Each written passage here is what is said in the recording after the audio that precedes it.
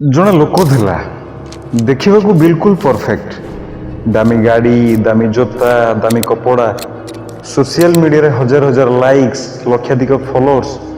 ଲୋକମାନେ ତାକୁ ଦେଖି କହୁଥିଲେ, ଓହ କି ଲାଇଫ୍ ବେ ତାର, କି ଷ୍ଟାଇଲ। ଓହ, ସେ ଯୋଉଠିକି ବି ଯାଉଥିଲା ତାକୁ ଲୋକ ଦେଖି ଚାହିଁ ରହୁଥିଲେ, ତାର ପ୍ରଶଂସା କରୁଥିଲେ।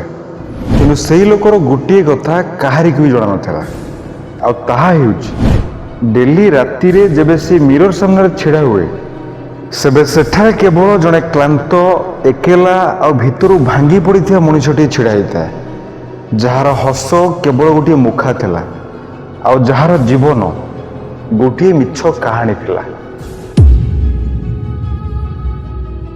ଏଇ କାହାଣୀ କେବଳ ସେଇ ଲୋକର ନୁହେଁ, ଏଇ କାହାଣୀ ହେଉଛି ଆଜିକା ଦୁନିଆରେ ଥିବା ସେଇ ସବୁ ମଣିଷମାନଙ୍କର, ଯେଉଁମାନେ କି ଭିତରେ ତ କାନ୍ଦୁଥାନ୍ତି କିନ୍ତୁ ବାହାରେ ଦେଖାवा କରନ୍ତି। ପ୍ରଥମେ ଆମେ ଜାଣିବା କି ଦେଖାवा ଆରମ୍ଭ କେମିତି ହୁଏ।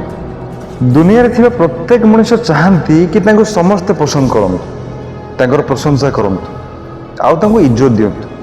କିନ୍ତୁ ଧୀରେ ଧୀରେ ଏଇ ଇଚ୍ଛା, ଏଇ ଚାହାତ ବାଧ୍ୟବାଧକତାରେ ପରିଣତ ହେଇଯାଏ।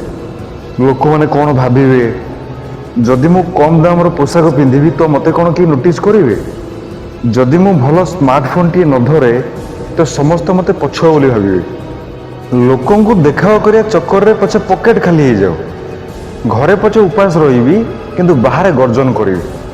ଯଦି ଏସବୁ ନ କରିବି ତ ମୋତେ ସମସ୍ତେ ଛୋଟ ଲୋକ କହିବେ, ଗରିବ ବୋଲି କହିବେ, କହିବେ କିଛି ନାହିଁ, କିଛି ଜାଣିନି।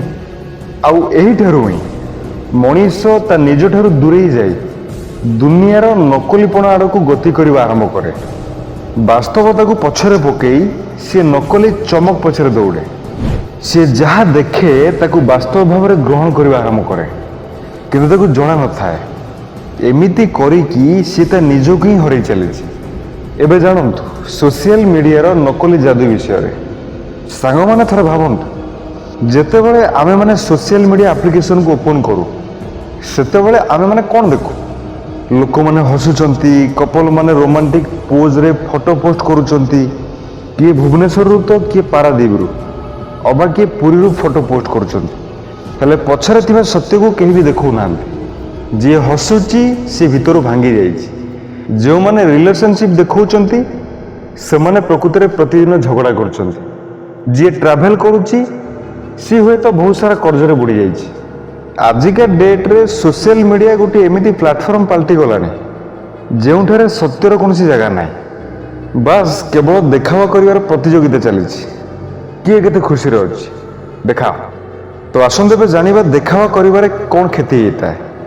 ଯେବେ ଆମେ ବାରମ୍ବାର ଦେଖାवा କରିବା ଭିତରେ ଫସୁ ତ ତାର ପ୍ରଭାବ କେବଳ ଆମ ପଇସା ଉପରେ ନୁହେଁ, ଆମର ମାନସିକ ଶାନ୍ତି, ଆମର ସ୍ଥିତି ଆଉ ନିଜର ପରିଚୟ ଉପରେ ବି ପଡ଼ିଥାଏ।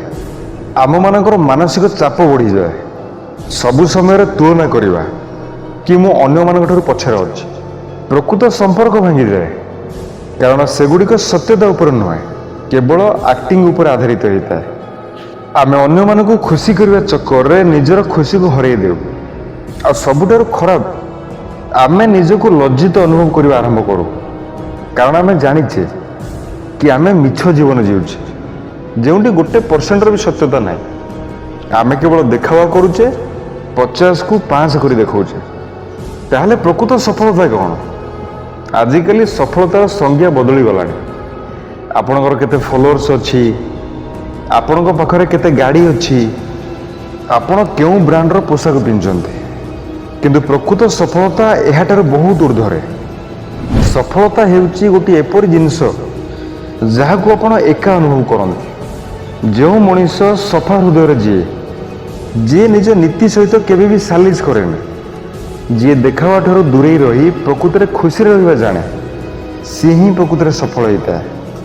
ତାହେଲେ ଏଇ ଦେଖାवा ଠାରୁ ଆପଣ ନିଜକୁ କିପରି ରକ୍ଷା କରିବେ? ଆପଣ ସୋସିଆଲ ମିଡ଼ିଆ ଠାରୁ ବ୍ରେକ୍ ନିଅନ୍ତୁ। ନିଜର ଆବଶ୍ୟକତା ଆଉ ଇଚ୍ଛା ଭିତରେ ପାର୍ଥକ୍ୟ ବୁଝନ୍ତୁ। ନିଜକୁ ଅନ୍ୟମାନଙ୍କ ସହିତ କମ୍ପେୟାର କରିବା ବନ୍ଦ କରନ୍ତୁ। ଡେଲି ନିଜକୁ ଗୋଟିଏ କୋଶ୍ଚିନ୍ ପଚାରନ୍ତୁ, କ'ଣ ମୁଁ ସତରେ ଖୁସିରେ ଅଛି, ନା ମୁଁ କେବଳ ଖୁସିରେ ରହିବାର ଦେଖାवा କରୁଛି? ସାଙ୍ଗମାନେ, ଆପଣ ସିମ୍ପ୍ଲିସିଟିକି ଗ୍ରହଣ କରନ୍ତୁ, କାରଣ ପ୍ରକୃତ ଶାନ୍ତି ସେହିଠାରେ ହିଁ ଥାଏ। ସାଙ୍ଗମାନେ ମନେ ରଖନ୍ତୁ, ଦୁନିଆକୁ ଦେଖେଇବା ପାଇଁ ଜିଅନ୍ତୁ ନାହିଁ, ନିଜ ପାଇଁ ଜିଅନ୍ତୁ।